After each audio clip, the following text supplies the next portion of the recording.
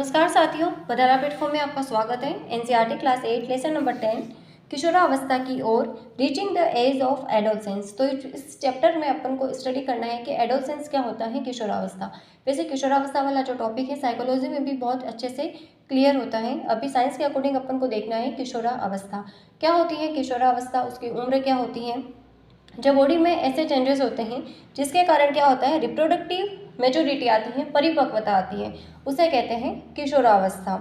किशोरावस्था लगभग 11 वर्ष की आयु से शुरू होकर के 18 तथा 19 ईयर तक रहती है, 19 साल तक रहती है। एनसीईआरटी ये भी कहती है कि इंग्लिश में किशोरावस्था को कहते हैं टीन एजर्स, टीन एज। तो टीन एज होती है 13 to 19 ईयर।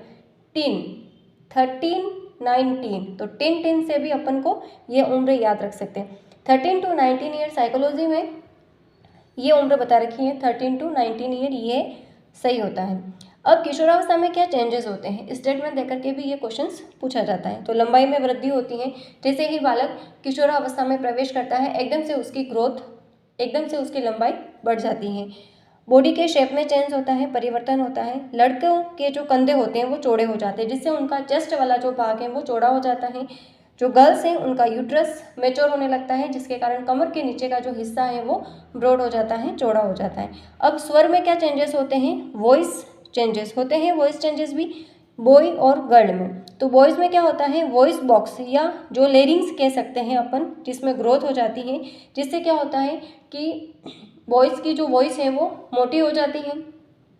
बॉयज़ में जो लेरिंग्स हैं वो गले के सामने की ओर सुस्पष्ट उभरा हुआ जो भाग होता है उसमें अपन को दिखाई देता है लड़कों में, जिसे अपन क्या कहते हैं, एडम्स एप्पल, जबकि गर्ल्स में ऐसा नहीं दिखाई देता है। वॉइस बॉक्स जो है वो छोटा ही रह जाता है और जिससे इनकी वॉइस क्या होती है, पतली हो जाती है। जबकि वॉइस में क्या होता है, ये जो वॉइस बॉक्स है वो बड़ा हो जाता है और जिससे इनकी वॉइस मोटी हो जाती है। गर्ल्स का जो स्वर है वो उच्च तारत्व वाला होता है, एकदम पतली सी आवाज़ होती है, जैसे मच्छर की भिनभिनाहट वाली आवाज़, उसका भी तारत्व ज़्यादा होता है। ये साउंड वाले में भी अपन स्टडी करेंगे। तो अभी इतना ध्यान रखना है कि उच्च तारत्व वाला होता है। स्वेद व तेल ग्रंथियों की क्रियाशीलता में ग्रोथ हो जाती है। अगर किसी को पसीना वगैरह ज़्यादा आता है, जो सोल्ट ज़्यादा रिलीज होता है, तो उनकी जो रिएक्टिविटी होती है उसमें भी ग्रोथ हो जाती है। अब जनन अंगों का विकास, कि रिप्रोडक्टिव ऑर्गन्स का कैसे डेवलपमेंट है, उसमें कौन से हार्मोन का सिक्रेशन होता है।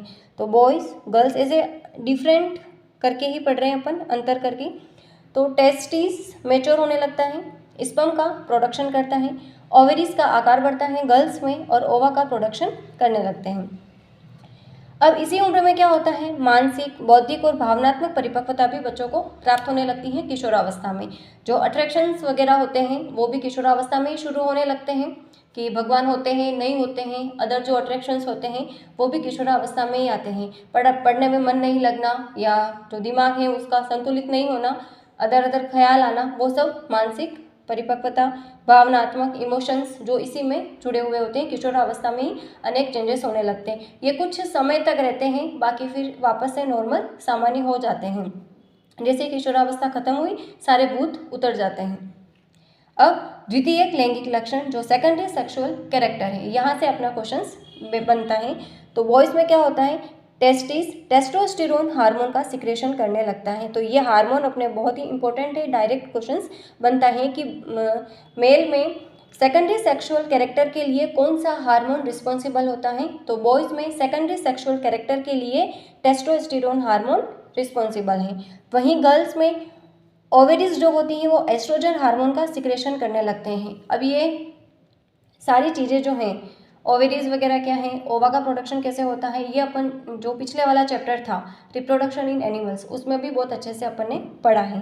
तो और इसमें सेक्स ऑर्गन्स मेच्योर होने लगते हैं, स्पर्म का निर्माण होना, चेहरे पर दाढ़ी मूंछ का आना शुरू हो जाता है। तो सेकेंडरी सेक्सुअल कैरेक्टर में क्या होता है कि चेहरे पर दाढ़ी मूंछ का आना, यही सेकेंडरी सेक्सुअल कैरेक्टर्स में आते हैं। और गर्ल्स में जो ब्रेस्ट ग्लैंड्स होती हैं, स्तन ग्रंथियाँ, उनका डेवलपमेंट शुरू हो जाता है।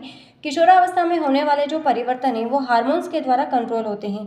हार्मोन क्या होते हैं, केमिकल सब्सटेंस होते हैं, रासायनिक पदार्थ। इन हार्मोन के उत्पादन का नियंत्रण भी एक अन्य हार्मोन के द्वारा किया जाता है, जो पीयूष ग्रंथि पिट्यूटरी ग्लैंड के द्वारा स्रावित होती है। पीयूष ग्रंथि जो मटर के दाने के समान होती है, जिसे मास्टर ग्लैंड के नाम से भी जाना जाता है। ये एंडोक्राइन ग्लैंड्स वगैरह ये अपन आगे की क्लासेस में अच्छे से स्टडी करेंगे। अभी इस लेसन के अकॉर्डिंग क्लास 8 के अकॉर्डिंग अपन ने इतना ही देखा है। बाकी की जो क्लास है वो अपन कल देखेंगे। मिलते हैं कल की क्लास में, तब तक के लिए थैंक यू।